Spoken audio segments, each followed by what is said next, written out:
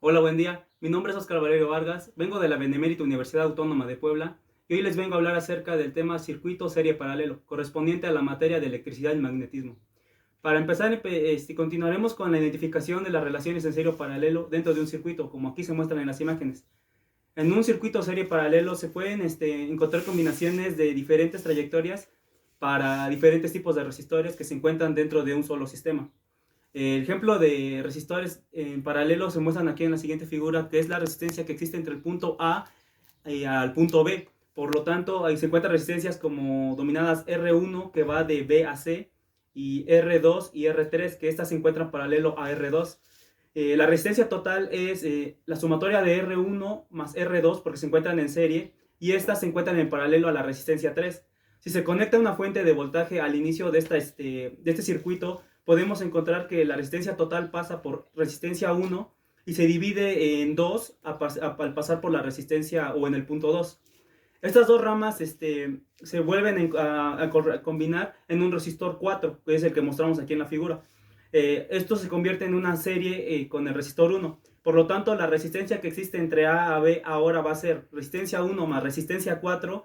Y esta combinación se encuentra en paralelo a la resistencia que están en serie de R2 a R3. Ahora, en esta figura mostraremos que la resistencia 5 está en serie con la resistencia 2. Y esta combinación, es decir, resistencia 2 y resistencia 5, se encuentran en paralelo con la resistencia 3. Finalmente tenemos que esta combinación se encuentra en serie con la resistencia R1 más R4. Análisis de circuitos resistivos en una serie paralelo. Para saber bien este tema debemos de considerar cuatro leyes que son fundamentales, las cuales son la ley de Ohm, la ley de Kirchhoff, la ley o la fórmula para divisor de corriente y la fórmula de divisor de voltaje, que es de gran utilidad para resolver problemas de estos circuitos en serie paralelo. Resistencia total. Para encontrar la resistencia total dentro de este circuito, es indispensable encontrar las definiciones de relación serie paralelo y enseguida se realizan los siguientes cálculos. Aquí mostraré un ejemplo. En este ejemplo nos pide que busquemos la resistencia total expresada en este circuito. Lo que tenemos que hacer primero es identificar en qué tipo de argumentos tenemos para saber qué es lo que podemos realizar. Aquí nos damos cuenta que las resistencias 1, 2 se encuentran en serie, pero podemos darnos cuenta que resistencia 2 y resistencia 3 están en paralelo. Por lo tanto, primero combinamos la serie en paralelo. Y como son de misma magnitud, tenemos que la resistencia es igual a R sobre N. Por lo tanto, tenemos que son 100 ohms entre 2. Por lo tanto, la resistencia 2 paralelo a resistencia 3 vale 50 ohms.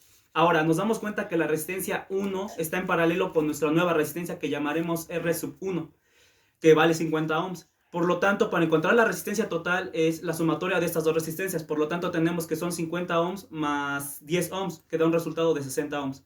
Y esto es un ejemplo de las resistencias, circuitos en serie y paralelo. Ahora, la corriente total. Si conocemos la corriente total de un circuito, podemos aplicar la ley de Ohm.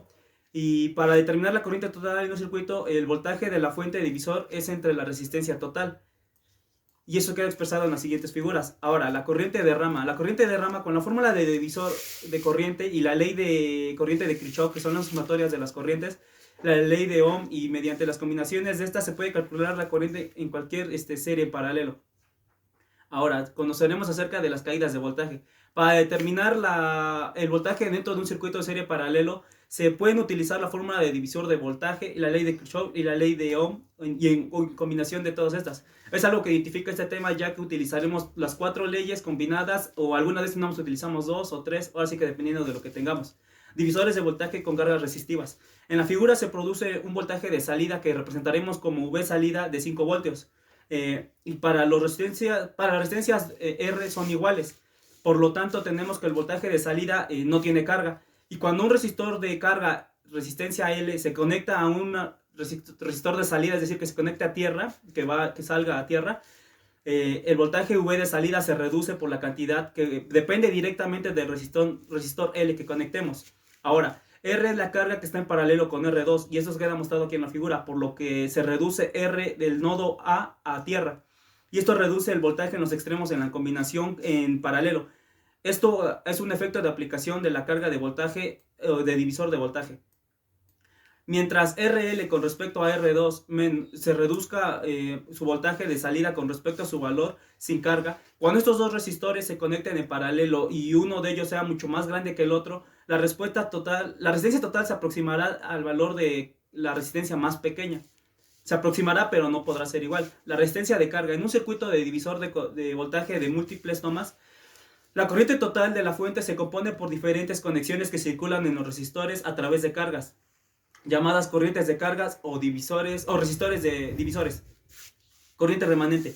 Cuando se conoce como la corriente remanente es la resultante después de hacer la resta de la carga total menos la carga correspondiente, la carga presente correspondiente dentro del circuito.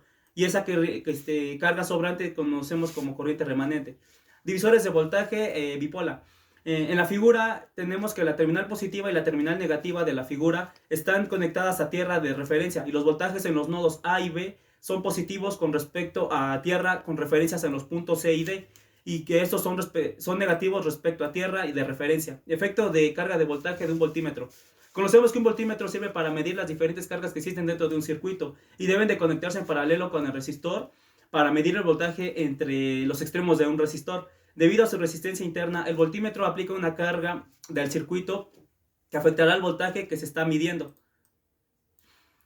Ahora, la resistencia interna del voltímetro es muy importante dentro de estos circuitos, ya que si no es suficientemente más grande que el resistor de los circuitos entre los extremos en el cual está conectado, el efecto que causará es que hará que el voltaje medido sea menor que el valor real.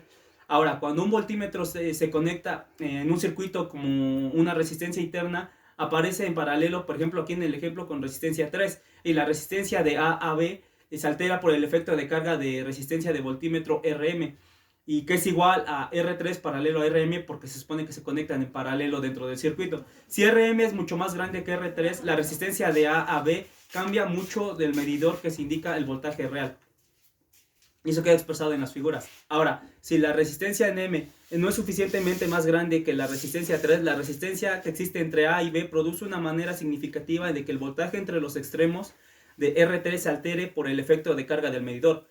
Una buena regla empírica quiere decir que el efecto de carga es menor al 10%, que siempre puede ser ignorado. Es decir, que si este valor vale aproximadamente el 10%, puede ser ignorado. O sea, así que evita fallas en nuestro sistema.